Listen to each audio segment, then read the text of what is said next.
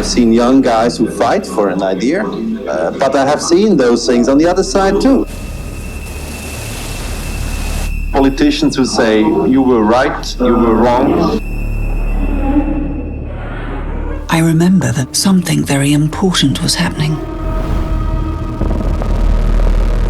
More than 20 years have passed since my cousin Chris died, and I'm still obsessed by his story. I want to understand why Chris, a young Swiss man who grew up in a peaceful country, joined a faraway war and ended up dead.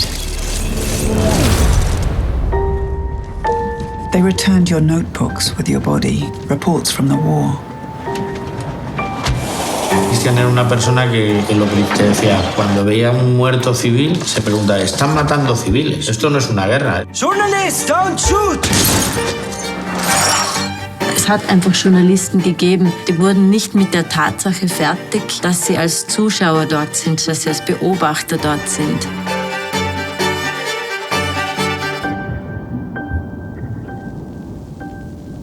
You threw yourself headfirst into the mayhem of war.